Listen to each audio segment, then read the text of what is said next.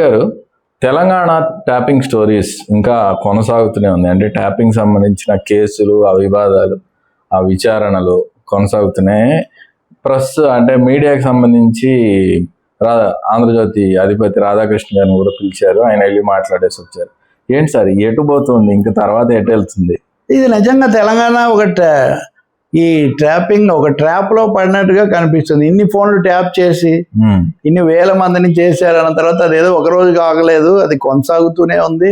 మంత్రులందరూ వరుసగా ఉన్నారు, రాజకీయ నాయకులు, ఎంపీలు, ఎమ్మెల్యేలు, మామూలుగా ఇటువంటి వాళ్ళే చేస్తారు, జర్నలిస్టులు. ఎందుకంటే ఎవరెవరితో కలుస్తున్నారు, ఎవరెవరితో మాట్లాడుతున్నారు, ఎవరు మనకు అనుకూలం, ఎవరు వ్యతిరేకం తెలుసుకోవటం ఇదే కదా.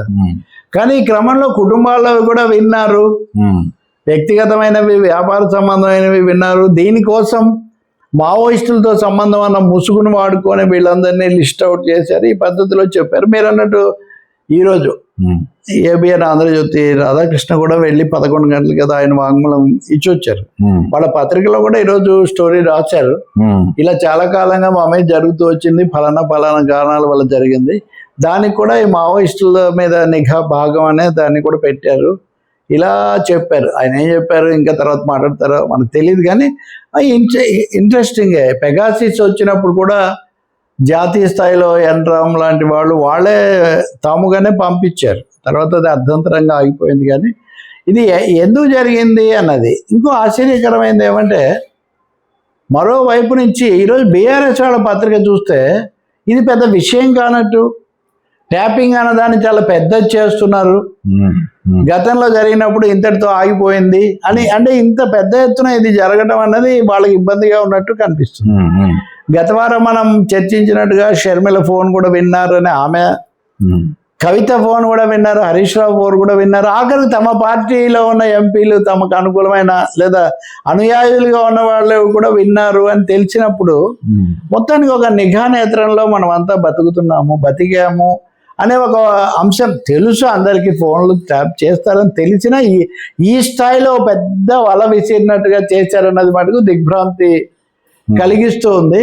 ఈ క్రమంలో రాజకీయంగా చంద్రబాబు నాయుడు ఫోన్ అప్పుడు వినటము, రేవంత్ రెడ్డి దాంట్లో భాగస్వామిగా ఉండటము, హరీష్ రావు వీళ్ళకి సంబంధించి అంతర్గతంగా కొంత నడుస్తూ ఉండటము, వ్యాపార పరంగా కొంతమందిని ఇందులో చిక్కించుకోవటము, పైగా ఇంత భారీగా జరిగినప్పుడు ఈ పనిచేసిన ప్రభాకర్ రావు, ప్రణీత్ రావు లేదా శ్రవణ్ రావు ఎవరో వాళ్ళు ఉంటారు కదా, వాళ్ళకి సంబంధించిన వ్యక్తిగత అజెండాలు కూడా చూపిస్తారు కదా.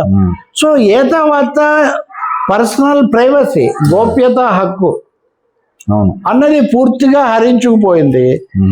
దీని పర్యవసానాలు ఏంటి, తర్వాత దాన్ని ఉపయోగించి ఏం చేశారన్నది ఒకటి. ఇది పోలీస్ శాఖ ద్వారా జరిగిందా, ప్రభుత్వం ద్వారా జరిగిందా? ఇప్పుడు బీజేపీ వాళ్ళు వింత వాదన చేస్తున్నారు. ఏమని, చేసిందే పోలీసులు కదా, మళ్ళీ పోలీసులతోనే చేస్తే ఉపయోగం ఏంటి, సిబిఐకి అప్పగించారని. మీకు తెలిసి దేశంలో సిబిఐ, ఎన్ఫోర్స్మెంట్ డైరెక్టరేటు, అది ఇంకోటి ఐటీ, వీటిని త్రిశూల వ్యూహం అంటారు. ప్రతిపక్షాలను ఇరికించడానికి దీన్ని వాడుతుంటుంది కేంద్రం అని. నిజంగా ఇది కేంద్రానికి అప్పగిస్తే, ఇప్పుడు రాష్ట్రంలో కాంగ్రెస్ ప్రభుత్వం ఉంది, సిబిఐ ఖచ్చితంగా అది మళ్ళీ ఇంకో కొత్త ట్విస్ట్ తీసుకుంటుంది.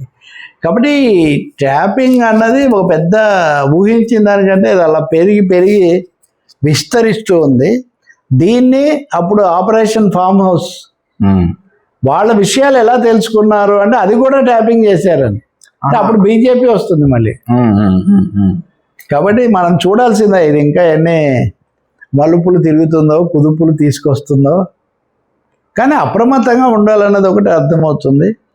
ఒక నిమిషం కూడా ఫోన్ లేకుండా బతకలేని పరిస్థితి వచ్చింది. ఇవన్నీ బహిరంగంగా కానివన్నీ ఉన్నాయో. పెగాసిస్ సంగతి ఇంతవరకు ఏమీ తేలలేదు. ఉదాహరణగా ఇజ్రాయెల్తో మనకు విపరీతమైన స్నేహం.